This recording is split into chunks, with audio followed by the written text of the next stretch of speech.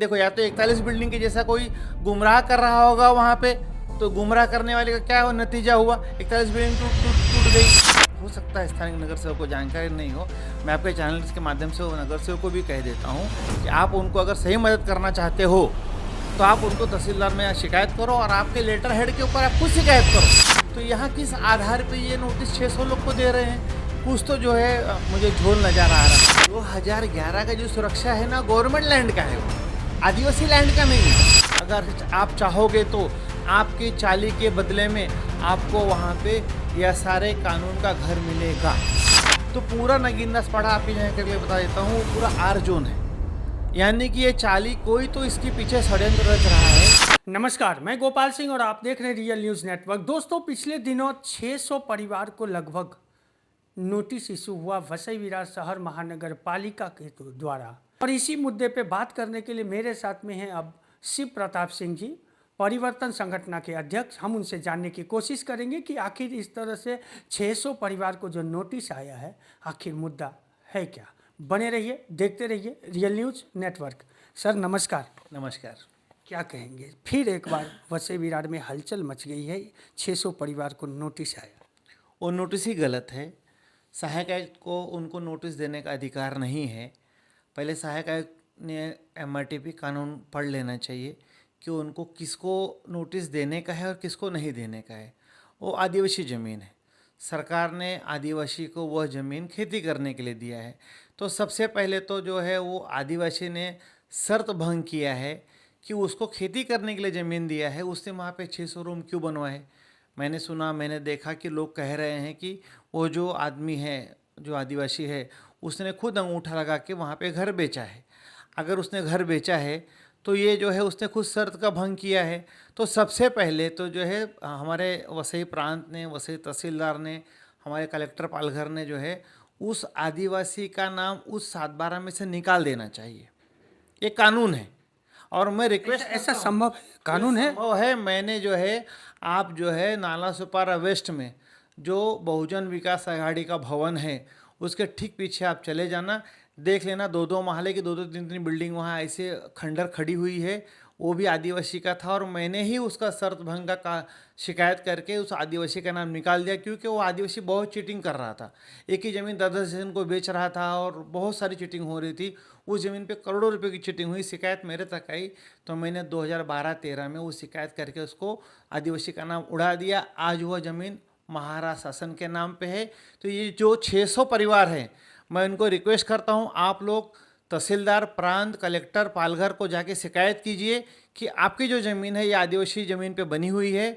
तो आपकी ज़मीन पे से शर्त भंग का जो कानून है उसके तहत आपके ज़मीन मालिक जो भी बने हैं, जो आपको धमकी दे रहे हैं, जो नोटिस दिला रहे हैं, जो आपको परेशान कर रहे हैं, उनका नाम हट जाएगा। और जिस दिन उनका नाम हट जाएगा वह ज़मीन गवर्नमेंट ऑफ महाराष्ट्र की हो जाएगी। और उस दिन से आप जो है, अगर आप चाहोगे तो आपकी चाली के बदले में आपको वहाँ पे यह सारे कानून का घर मिलेगा। अच्छा, एक सवाल आप पैदा होता है, आपने कहा कि नोटिस देने का हक सहायक आयुक्त को नहीं है, मतलब उनको जानकारी नहीं है क्या? पढ़े लिखे नहीं है क्या? अनपढ़ है क्या? अभी कैसा, अभी यही मैडम अलका खेड़े यही मैडम पेल्हार की सहायक आयुक्त थी शायद, अगर मैं भूल नहीं रहा हूँ तो। और उस समय वहाँ पे एक मंदा जाधव नाम की आदिवासी महिला के ज़मीन के ऊपर करीब 2-3 हज़ार स्क्वायर फीट का इंडस्ट्रियल गाला बन रहा था। और हमारे संगठन की तरफ से हमने शिकायत किया कि उस ज़मीन पे ऐसा था कि उस 7/12 के 2 मालिक थे, एक मंदा यादव थी और एक कोई दूसरा था। जो दूसरा था वो ज़मीन बेच रहा था। वो ज़मीन बेच रहा था तो उसके ज़मीन पे अतिक्रमण होते जा रहा था। वो अतिक्रमण होते होते इसके ज़मीन तक आ गया, जो कि इसके ज़मीन पर नहीं आना चाहिए।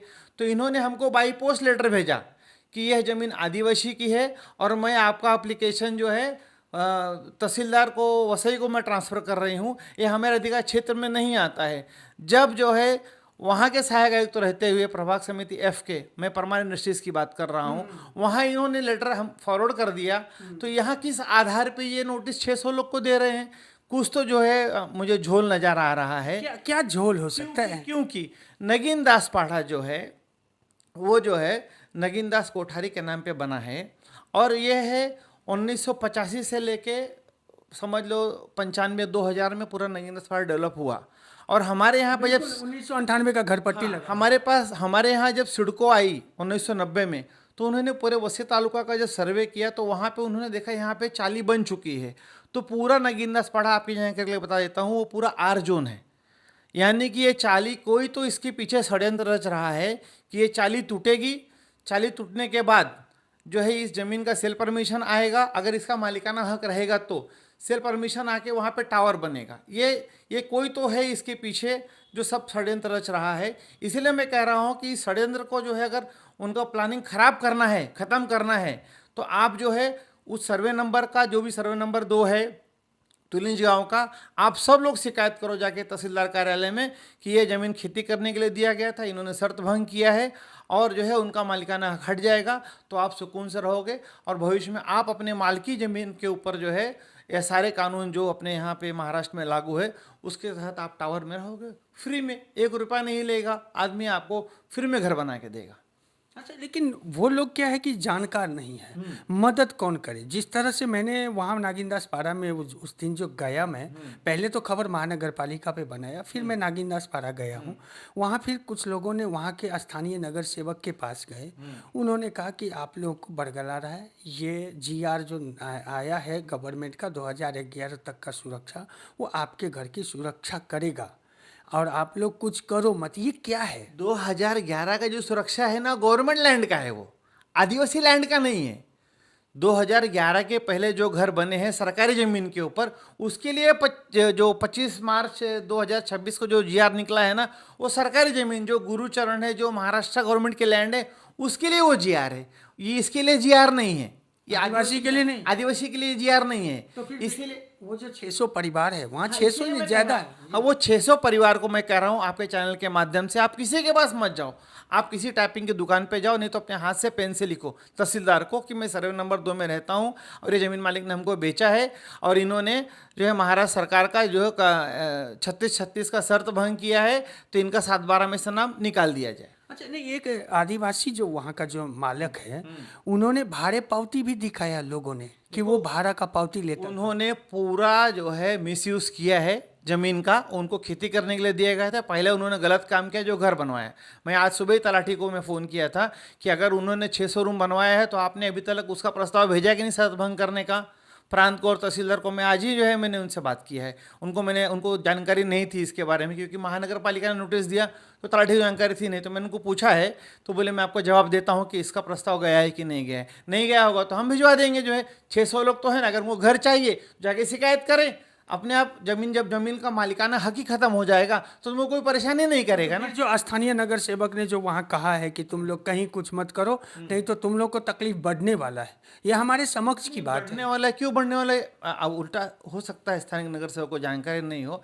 मैं आपके चैनल के माध्यम से वो नगर सेवक को भी कह देता हूँ कि आप उनको अगर सही मदद करना चाहते हो तो आप उनको तहसीलदार में शिकायत करो और आपके लेटर हेड के ऊपर आप खुद शिकायत करो कि ये जो है ज़मीन का शर्त भंग हुआ है, यहाँ पे 600 लोग का घर रहते हैं, तो अपने आप उसका जो मालिकाना हक खत्म हो जाएगा। तो अभी ये देखो, या तो 41 बिल्डिंग के जैसा कोई गुमराह कर रहा होगा वहाँ पे, तो गुमराह करने वाले का क्या नतीजा हुआ, 41 बिल्डिंग टूट गई। तो वैसे कोई गुमराह कर रहा हो, इसीलिए मैं आपके चैनल से माध्यम से मैं कह रहा हूँ कि कोई गुमराह ना हो। डायरेक्ट खुद जाके तहसीलदार के यहाँ आप शिकायत करो कि ऐसा ऐसा हुआ है, अपने आप उनका मालिकाना हक खत्म हो जाएगा। खत्म हो जाएगा। लेकिन ये जो नोटिस का जो ये आया, एक सनसनी जो फैला, वो क्यों फैला? अभी कोई तो शक्ति है इसके पीछे। 600 राज कैसे खुलेगी? 600 नोटिस साइन हो रही है, मतलब कोई तो जो है शक्ति है। यहाँ तो कितने सारे बिल्डिंग, कितने सारे अवैध बांध काम हो रहे हैं, एक को भी नोटिस नहीं जा रहा है, एक की भी बस बन रहा है। सब जो है 25,000 पगार पाने वाला आदमी 30 लाख की गाड़ी से घूम रहा है। इतना क्या उससे मोहब्बत है जो है, इतना जो उसका हो रहा है। तो कोई पीछे इसके है टावर बनाने के। उसका पोल कैसे खुल सकता है? श्री प्रताप सिंह जी से पूछ रहा हूँ। अभी कैसा है वो जगह मालिक बता सकता है कि उसको कौन सी शक्ति मदद कर रही है। 600 यहाँ किसी को एक MRTP के नोटिस नहीं जाते हैं, 600 नोटिस जा रहा है। कोई तो पीछे है, कोई तो शक्ति पीछे लगी है इसके जो है। क्या करे नागिनदास पारा के रहवासी? शिकायत करे तहसीलदार में।